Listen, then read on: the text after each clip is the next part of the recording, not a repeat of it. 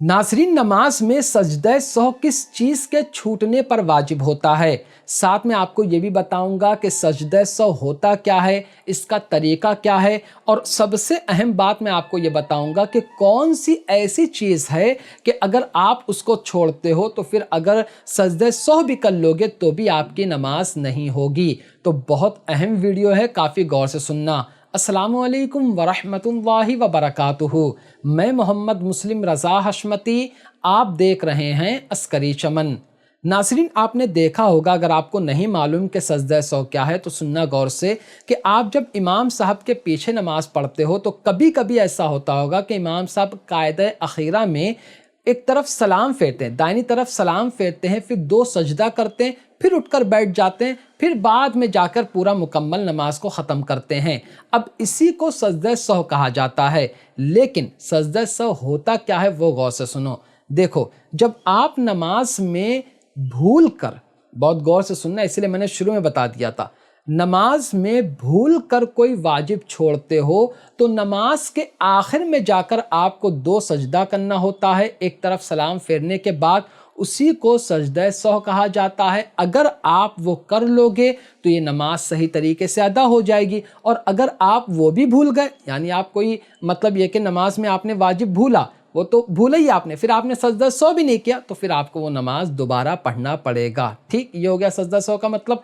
अब अगर नमाज में कोई शर्त आप भूल जाते हैं, नमाज में कोई फ़र्ज़ भूल जाते हैं, चाहे जानबूझकर हो या भूल कर हो, या नमाज का कोई वाजिब आप जानबूझकर छोड़ देते हो, तब अगर आप सजदा सहो भी करोगे तो भी आपकी नमाज नहीं होगी। सजदा सहो कब होता है? जब आप नमाज के किसी वाजिब को भूल कर छोड़ते हो, तब सजदा सहो करना होता है। तो ये बातें आप समझ गए। अब आपके जहन में सवाल आएगा, भाई हमें कैसे पता चलेगा कि नमाज के अंदर वाजिब क्या है? तो मैं कुछ नमाज के अहम वाजिबात आपके सामने पेश करता हूं, क्योंकि अक्सर लोग को मतलब उसका सामना होता है, तो वो चीज़ें आप सुन लो। बाकी अगर आप चाहते हैं तो मुझे कमेंट करके बताइए, मैं नमाज के वाजिबात पर एक काफ़ी तफसील से वीडियो बनाऊंगा, जहां एक एक चीज़ आपको मैं समझा दूंगा, तो वो आपको और बेहतर तरीके से ये वाला मसला समझ में आ जाएगा। देखिए, मैं नमाज के कुछ वाजिबात आपके सामने पेश करता हूँ, सुनो गौर से। नमाज में हर रकात में सूरे फातिहा यानी अलहम्दु शरीफ पढ़ना वाजिब है। अब अगर आप भूल कर अलहम्दु शरीफ पढ़े ही नहीं, सूरे फातिहा पढ़े ही नहीं, तो आपको फिर सजदा सहो करना होगा। ठीक, इसी तरह नमाज में कोई सूरत मिलाना वाजिब है, यानी सूरे फातिहा पढ़ने के बाद कोई सूरत मिलाना या कुरान पाक की कोई 3 छोटी सूरतें पढ़ना यह वाजिब है। या एक इतनी बड़ी सूरत पढ़ो, जो एक इतनी बड़ी आयत पढ़ो जो 3 छोटी आयतों के बराबर है। अगर आप ये पढ़ते ही नहीं है, सूरे फातिहा पढ़कर सीधा आप रुकू में चले गए, तो आपने वाजिब छोड़ दिया। वाजिब छोड़ दिया भूल कर, तो अब आपको सजदा सहो करना पड़ेगा। ठीक, ये बातें समझ में आ रही ना आपको?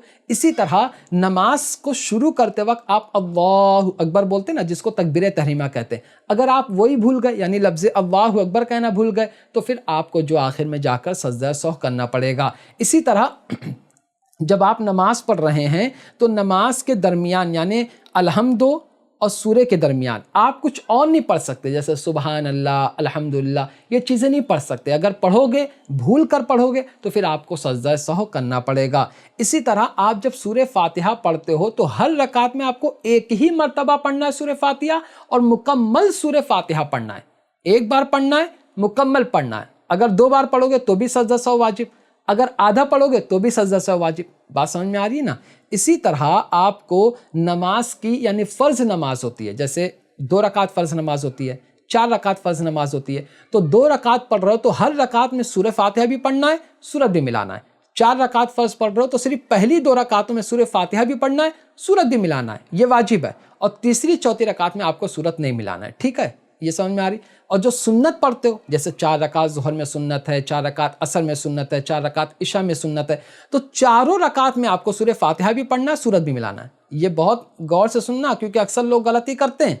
हर रकात में सुन्नत में, चाहे वो सुन्नत मौक़िदा हो, सुन्नत गैर मौक़िदा हो, हर रकात में आपको सूरत मिलाना ये वाजिब है। तो इसी तरह और भी बहुत से वाजिबात है, अभी मैं तफसील से बयान करूँगा तो बहुत लंबी वीडियो हो जाएगी। अगर आप मुझे बताओगे कमेंट करके तो मैं बता दूंगा कि नमाज के वाजिबात क्या हैं और उनका मतलब क्या होता है, ताकि आप उनसे बच सको।